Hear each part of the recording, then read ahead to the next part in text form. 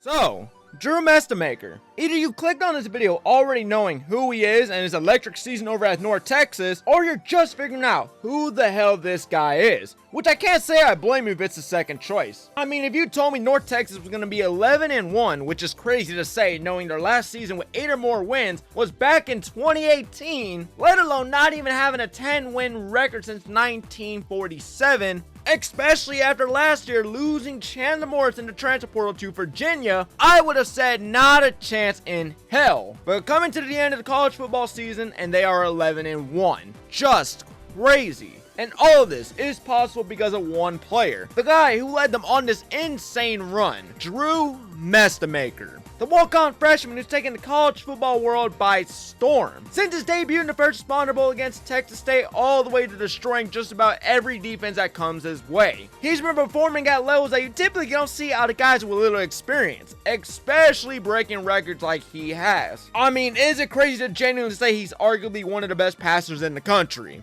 This is a guy, if he dares even enter the transfer portal, teams are going to throw fat wads of cash his direction. A player with an insane amount of talent who's shown so much so far in his young career of potential that screams future first rounder. With a great rise like his, it always has a great story. And trust me, his story is unlike the others and is one that will have you going, damn, he's really that good then. Trust me, it's a very interesting one that sounds impossible nearly the way I'm about to describe it. But here we are, and it's reality. But before we do get into the video, all I do ask is if you are new here, please subscribe. It does help my channel and does push my name out there more. Now, with all that being said, let's get into the impossible rise that is Drew Mestemaker. So before we get into his rise, we gotta come all the way back to the start in Austin, Texas, where he attended Vandergrift High School, where he played. Well, he didn't exactly play for anybody, funny enough. Like, yes, he played, but this isn't your typical successful college quarterback high school resume. No, 4 years as a starter, 20 offers by his junior season, thrown for more than 5,000 yards, 30 touchdowns, 5 picks, highly rated, takes his team to a winning record, potentially playoff spot. No, he never did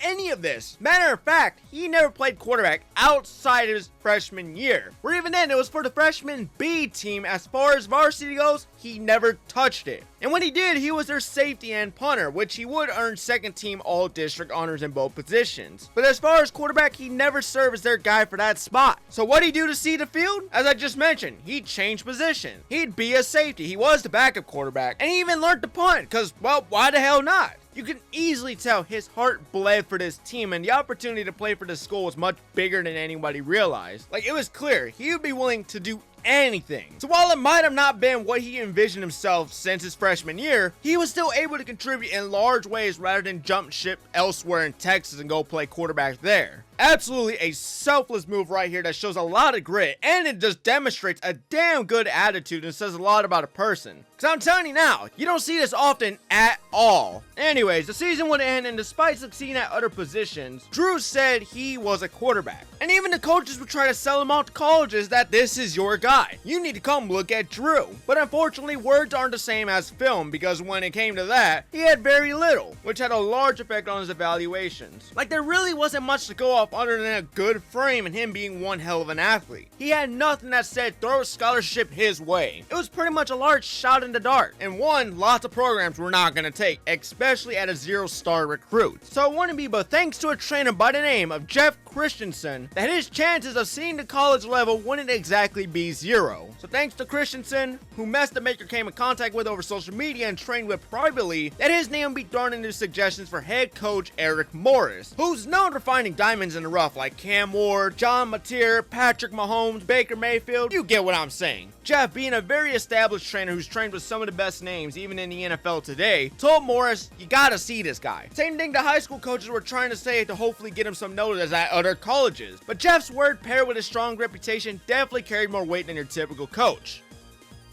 Morris would then ask if Mestemaker had any film to look at. Christensen told him there was none, unfortunately, because he never really played at a position, where eventually they would agree Morris would do a live evaluation on Drew. It wasn't an offer, but it wasn't a no either. It was a chance and one he was not going to pass up on. So turn to the spring of 2024, Mestemaker would drive to North Texas to throw in person for Morris, proving himself on the spot, and it'd be this moment right here that would kickstart his college career. The visit was a giant success. Morris liked what he saw and believed he had a lot of raw, untapped potential. So with that, he gave Drew a walk-on offer which Mestemaker would obviously accept, enrolling him into North Texas on June 1st. Now rolling into the fall of 2024, to nobody's surprise, Drew Mestemaker's quarterback 5. Yes, at the moment, it now seems foolish seeing him that low, but as a walk-on, you start right at the bottom. Call it playing Road to Glory on Heisman difficulty. And like in Road to Glory, you can up your status on the depth chart through practice, which is exactly what Drew would do, passing multiple scholarship quarterbacks in no time to land himself the quarterback 2 position before midway of the year. The coaching staff described his jump through the charts as something unreal. The way he was able to improve day by day, adjust to the college level, being crazy intelligent, and showing traits that had him questioning why nobody else gave him a chance. So somewhere after that, he's now the quarterback 2. It became clear he was the plan after Chandler Morris, which if you don't know who he is, even though you should, Chandler Morris was a North Texas transfer quarterback from TCU, where he also transferred to from Oklahoma. Chandler Morris is somebody who's not shy to falling short to the injury bug. It'd be because of an injury he would eventually get replaced by Max Duggan. You know who Max Duggan is. You know, TCU went on that crazy run, failed in the national. I could rant on for hours, but my point is Chandler Morris was supposed to be the guy for TCU. An injury ruined all his playing time, and now he transferred here to hopefully try and bounce back his career.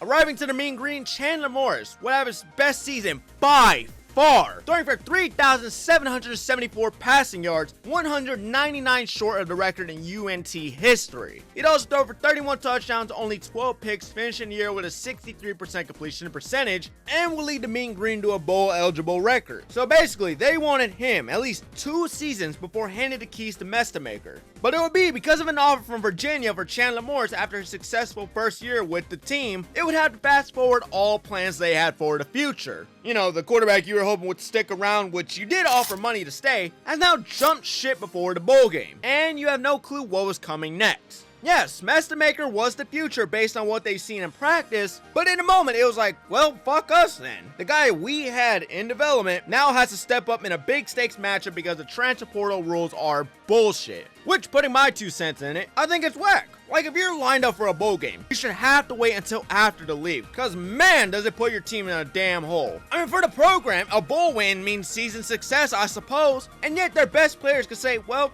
yeah, fuck this place, I'm out. And just like that, they are gone. It's wild, but yeah, Chandler Morris will be on his way to Virginia for an NIL deal worth of $1 million. So with that comes the debut of Drew Mestemaker. Because I mean, who else do you really got? For the first time since his freshman season in high school, outside of a few small appearances, he would once again be the starting quarterback. This time he'd be going up against Texas State. Building up to the First Responder Bowl, coaches were optimistic. Everyone was. Nobody knew how he was gonna do. They gave him all the preparation they could in hopes it was close enough to real game speed, because obviously facing defenders can be a living nightmare depending on who you ask, and no amount of practice can really get you ready for it. Anyways, it's January 1st, 2025, and it's the moment everybody's been waiting for. Especially Mestemaker's been waiting for his moment since high school. So the bowl game starts, and his first couple of snaps look like exactly how you imagine for a true freshman. Struggles here, struggles there, missed a play or two, took a big hit, you know how anyone's first game should look. Then suddenly out of nowhere it just says, I think I understand it now. Before playing absolutely lights out, throwing for 393 passing yards on 26 completions for 41 attempts. 2 touchdowns, 2 picks, 55 rushing yards, including a large 70-yard touchdown run. I mean, he did everything possible to keep them in this close matchup, ultimately losing the game by just 2 points. Which I'm sure the last thing on everyone's mind after this game was, oh no, we lost. The real thought was, who the fuck is this guy? I mean, again, everybody, like, if you knew the context going into this one, yeah, the last time this guy played quarterback, he was a high school freshman. And have your jaw dropping with how he performed. Even the Texas State coach was like, that's the backup? This is some of the craziest football I've seen in a minute. Hats off to the program. Coach is stunned by what just happened, saying Mestemaker looks like a guy you're going to see on Sundays. Very well impressed by his athleticism, accuracy, and decision making. They came away with a loss, but they also came away with a massive star in the making, with Eric Morris saying, just watching it right here, he can definitely lead our program. So with that concludes his true freshman season. A lot of promise looked to be coming his direction. But leading into the 2025 season, you would think after his performance in the first Responder Bowl, the starting job was already his.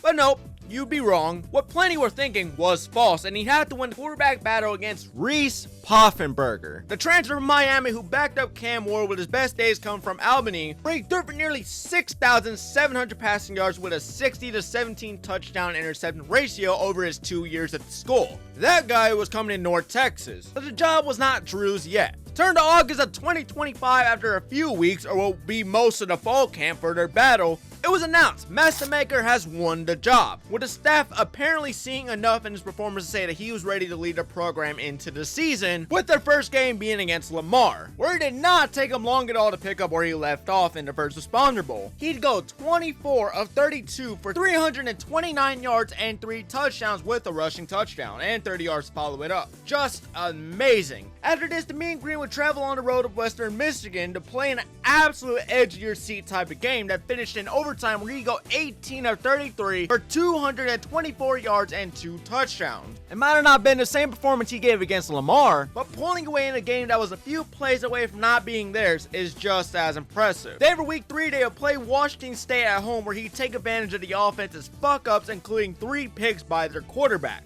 He would take these picks and turn them into 6 every single time. He'd end up going 24 completions on 29 attempts for 211 yards with 4 touchdowns in this pure beatdown of a game. So 3 games in, he's already thrown for more than 700 yards, 9 touchdowns, no picks, and has him at a 3-0 record. The last time they started a season 3-0 was 2018 with Mason Fine. With Morris, they were at a 2-1 record around this time. So yeah, safe to say their decision naming him starter was the best move they probably could have made so far.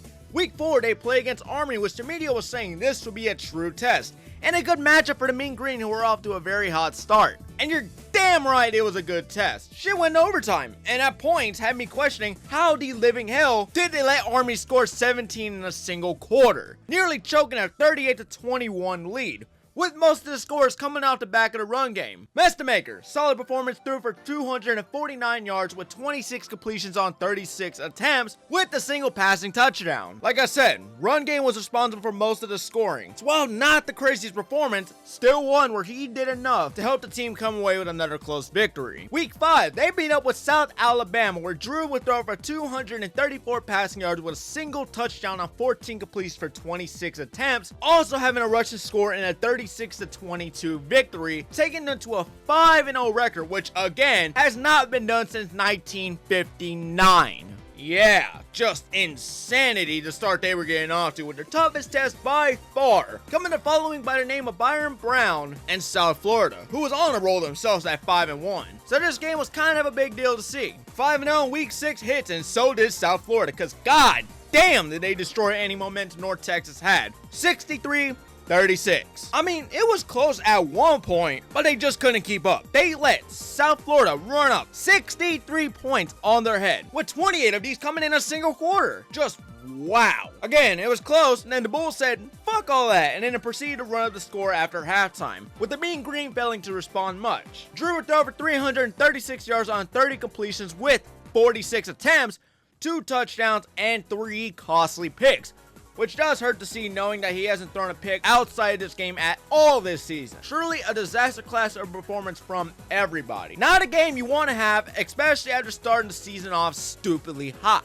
Regardless, the lesson to be learned from this loss was it's not how you lose, but how you respond to it. And for the Mean Green, it was kick the living shit out of everyone else on your schedule. And from looking back at it in the future, it's exactly what they did. UTSA, he go 22 for 35, 277 passing yards with 4 passing and 1 rushing touchdown, blowing them out of the water 55-17. Charlotte, he threw for 608 yards. Yes, you heard that right. 608 yards. 608. What the fuck? This performance would not only break the record for the most passing yards in the AAC conference game, but would put his name out there as one of 22 quarterbacks in FBS history to throw for more than 600 yards in a single game. So not only would he throw for 600, but he'd throw for another 4 passing touchdowns this week on 37 completions for 49 attempts with a 75% completion percentage to end the game. Just what the hell? I mean, shit like this sounds like I'm making a video on college football 26. Video game like ass numbers. Yeah, Charlotte's 1-7 and they probably fucking blow, but I'd like to see any other quarterback who faced them to put up that much, let alone a redshirt freshman. Just an absolute insane ass whooping. Navy stomped out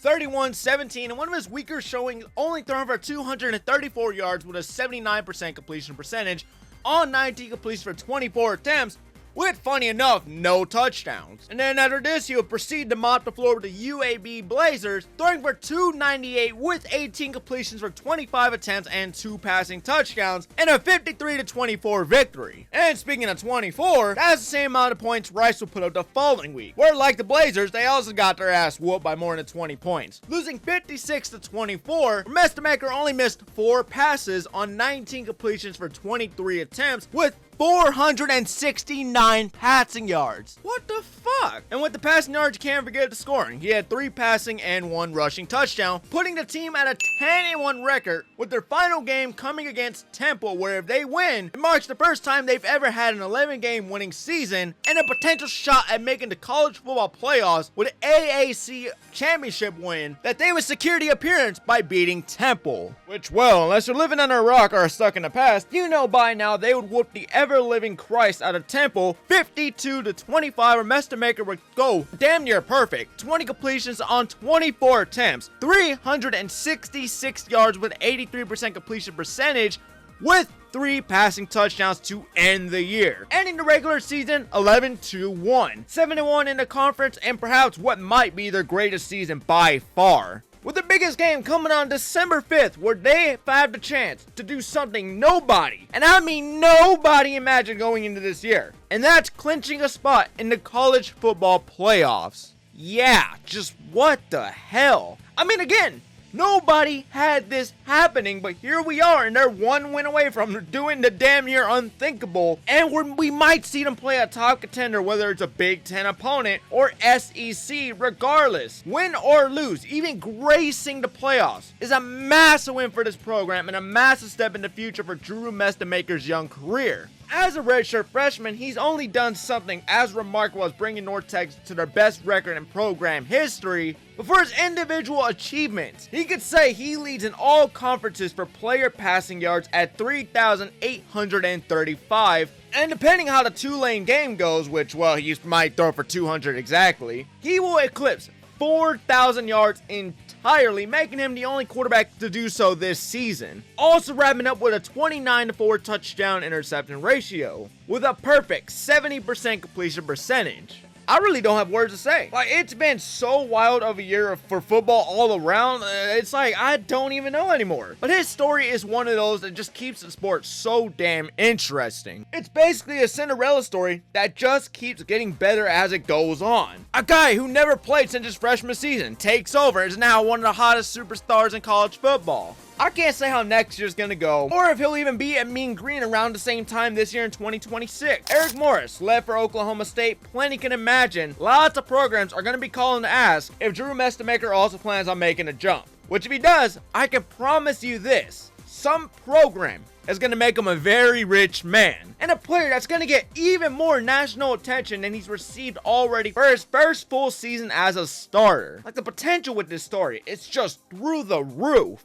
Because nobody knows what's gonna happen next. Could they win the championship? Can they make the playoffs? Can they make a deep run in the playoffs? Nobody knows. Just like him coming out of high school, his next move might not be known, but whatever it is, he's gonna give it his all and make his name one plenty are gonna remember. I wish North Texas the best of luck, whether you're a fan of the Mean Green or not. It's easy to root for a team like this that looks to have all the wind riding behind their back. Truly a damn good story.